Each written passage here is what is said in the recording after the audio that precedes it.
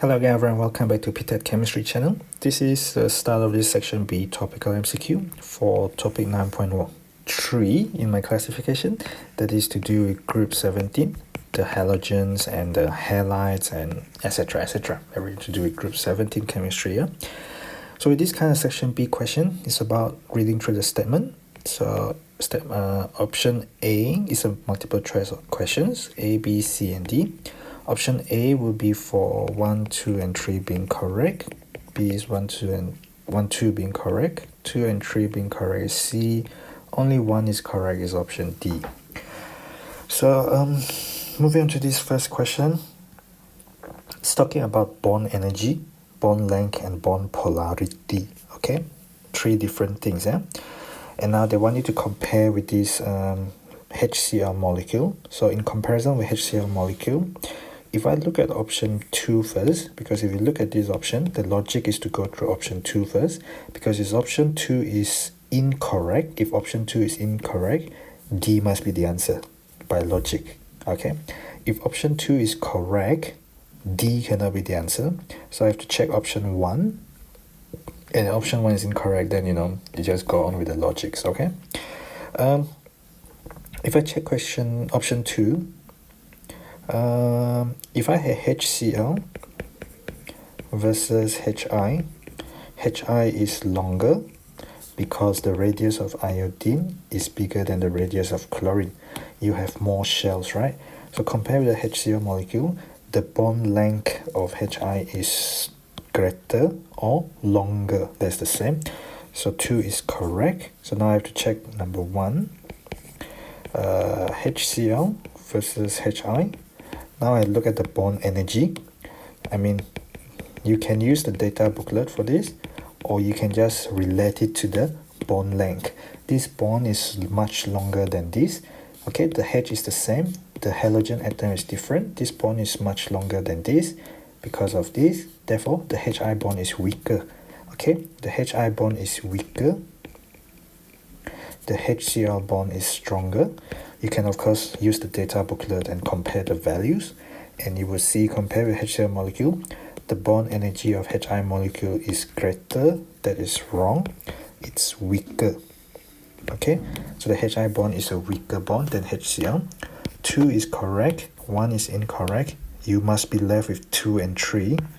That means the answer must be C.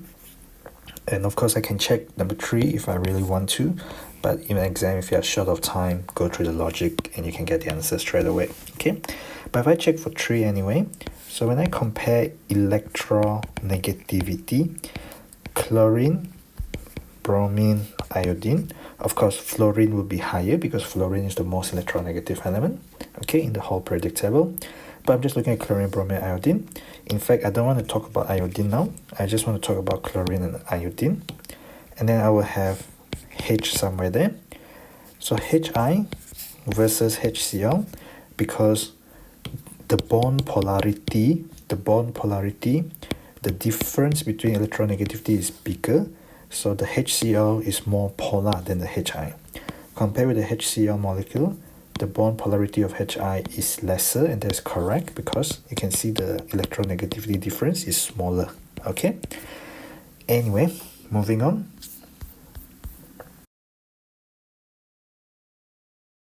This next question is asking you which sodium salt forms a precipitate with AgNO3. So there's a chloride anion, bromide anion, iodide anion. These are your tests for halide ion, and you have learned this in your practical component since GCSE or O level, and of course you recap in AS level. So you've done this, you've seen it with your own eyes, okay, if you've done the practical, which is mandated if you do A-level chemistry anyway. So you can't say you've never seen them before, yeah? But then you follow it by dilute NH3, yeah? So if I check number 2, well, I don't need to really write them out, the equation. What you will get is you will get AgCl, AgBr, and AgI. And we talk about the solubility in aqueous ammonia will increase going from here to here to here, but then in reality in reality, only the silver chloride dissolve in NH3 to give you a complex ion, which is a 2 ammonia on a silver plus, and you get a Cl minus. So you balance the equation. That is a solid, that is dilute ammonia. You need excess of it though, and then this will be aqueous. So what this is a colorless solution. This is a precipitate. It is a white precipitate. This is a colorless solution. So when you dissolve in a large excess of NH3, you can get this complex. It is a dative covalent bond from the NH3. You will learn more of this in transition metal chemistry. And the plus charge is not on the nitrogen, it's actually on the silver plus. This is an active ingredient in Tollens reagent. You might have heard of Tollens reagent if you have done AS level carbonyl chemistry on ketones and aldehyde, where you use Tollens reagent to test for the presence of aldehyde functional group. Anyway, AgBr doesn't do it with dilute ammonia, and AgBr only dissolve in concentrated ammonia. Okay, you have a dilute ammonia, so AgCl will dissolve, and therefore you won't form a precipitate if you have aqueous dilute NH3. So you will be left with AgBr and AgI, which does not dissolve in dilute ammonia after you form the precipitate. Okay, so 2 and 3 are correct. That's option C.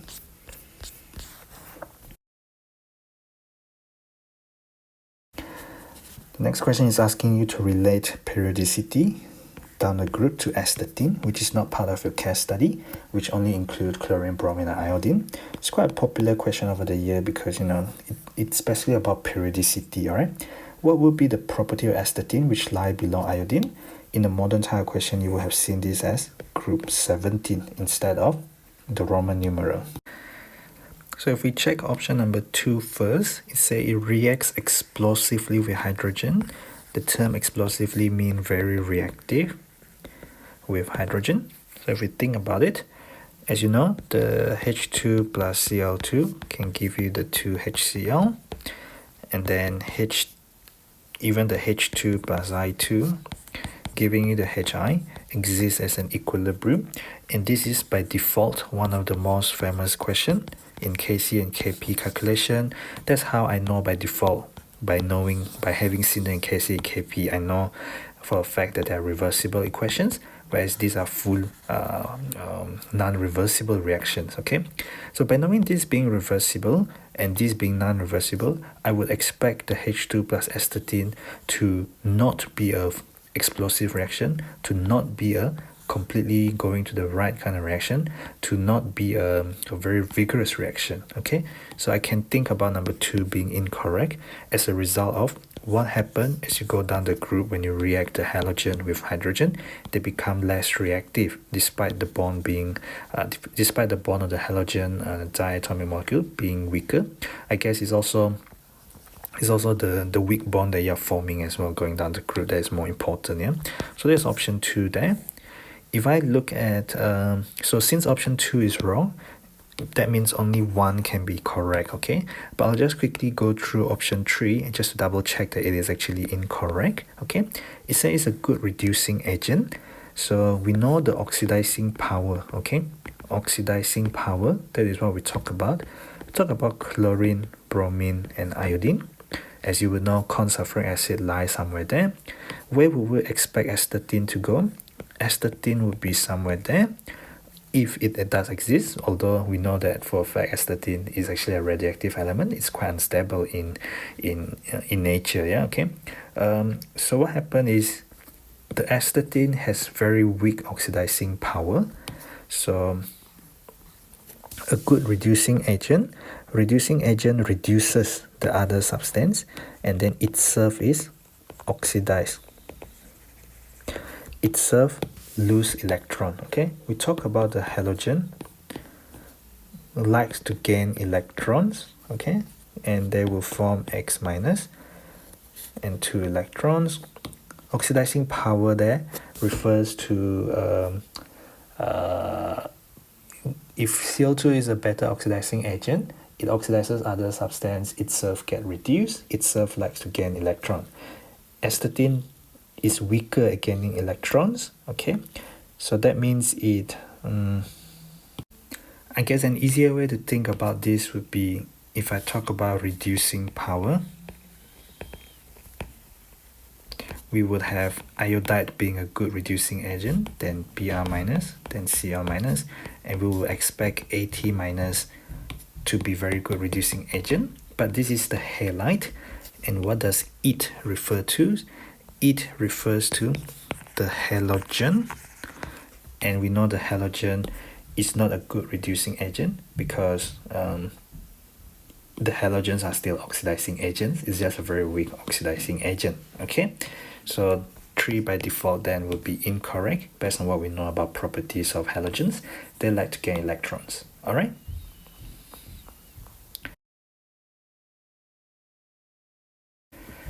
In this next question, so this is related to what I've just covered in the last question, which is to do with the oxidizing power of the halogen. So we typically start with chlorine, but although we know fluorine is actually a stronger oxidizing agent than Cl2, as you will find out in A2 when we talk about reduction potential as well, yeah? So chlorine is a stronger oxidizing agent than bromine and iodine, and consulfuric acid lies somewhere in between the extent of oxidizing power between bromine and chlorine, okay? So what we are saying is chlorine is a stronger oxidizing agent than consulfuric acid. So consulfuric acid cannot oxidize Cl minus to Cl2, but consulfuric acid is a stronger oxidizing agent than bromine, than iodine. So consulfuric acid can oxidize Br minus to Br2. It can oxidize I minus to I2. In doing so, you will have done redox reaction, and what will happen to your sulfur is that your sulfur is plus 6 because you have a H2SO4 there, plus 1 for the hydrogen, minus 2 for the oxygen. Work out the multiple, you can get sulfur plus 6, your case study. The thing with Br2 is that it doesn't go all the way. It stops at sulfur plus 4, it will give you SO2.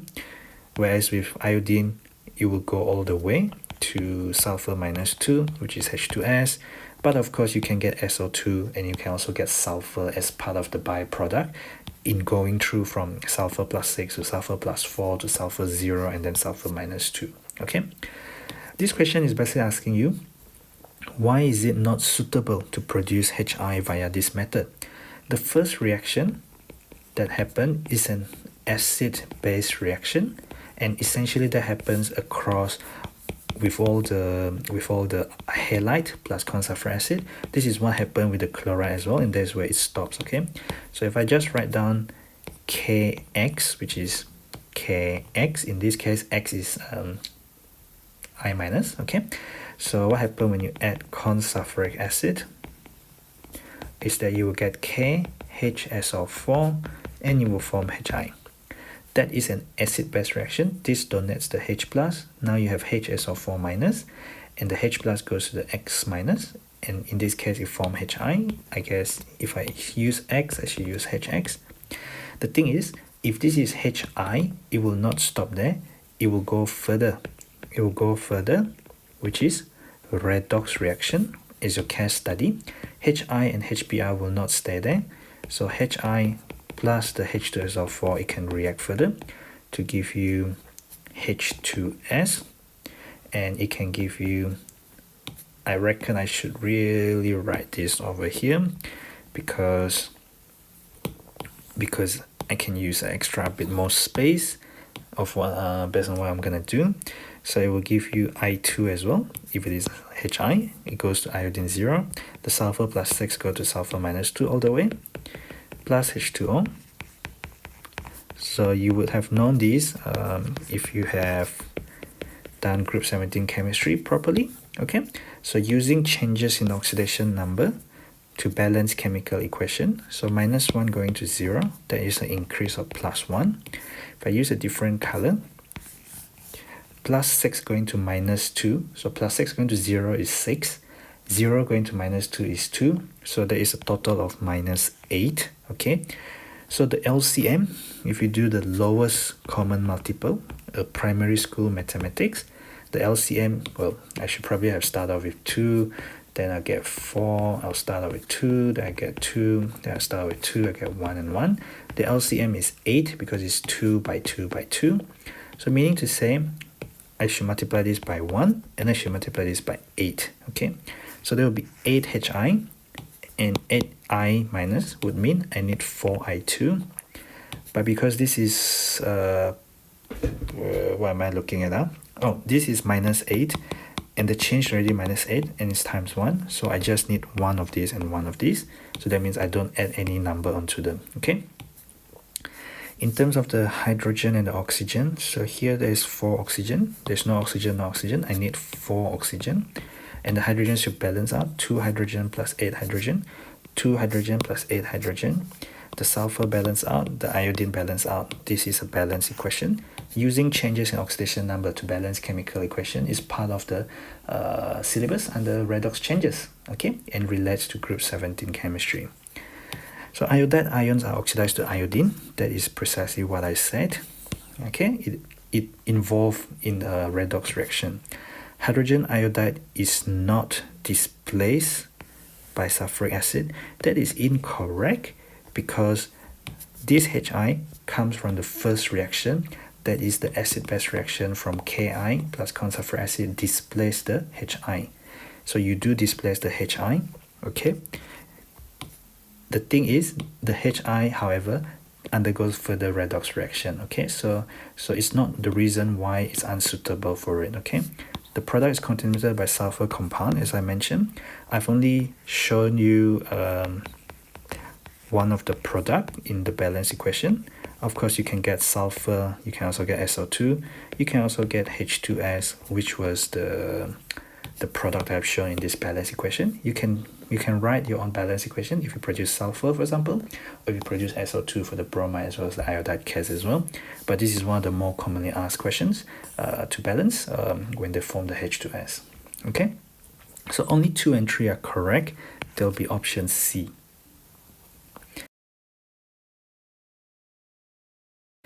Moving on to this last question of this group 17 chemistry.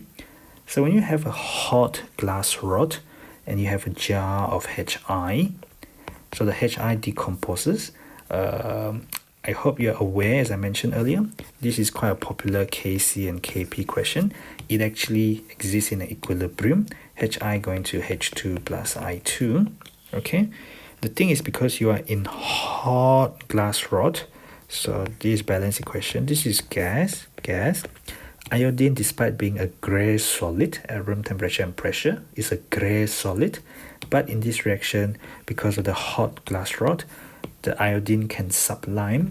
Sublimation is another concept you have learned from GCSE or O-level. Solid to gas, we call them sublime. And gaseous iodine is purple in color.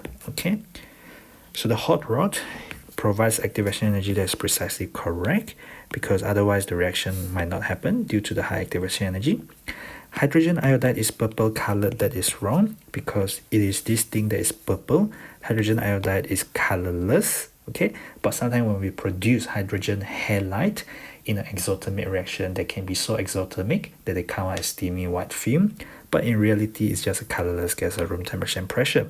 Okay, so the idea is that if 2 is correct, 1 is incorrect for obvious reason, then 2 and 3 must be correct. Okay, so 2 and 3 must be correct. That means option C is the answer.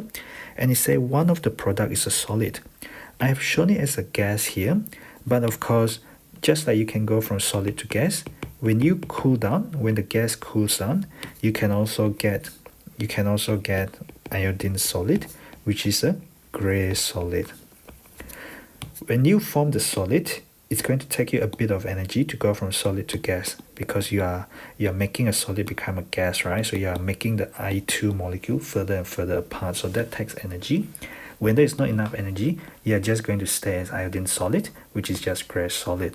Alright? So sometimes you see the gray solid, sometimes you see the hints of purple, because amongst all these things, the purple color is the most distinctive. So it's quite easy to spot as soon as you get a bit of purple coloration due to the sublimation of the iodine solid in a higher temperature setting due to the hot glass rod. Okay, but definitely one of the product can be a solid. All right. So this is the end of this 5-question series on Group 17, Section B tutorial. If you enjoy my video, please do subscribe to the channel, and I'll see you in the next video. Share them widely with friends and classmates and class group chats and juniors or seniors, anyone else you know that might benefit from this channel. Thank you for watching.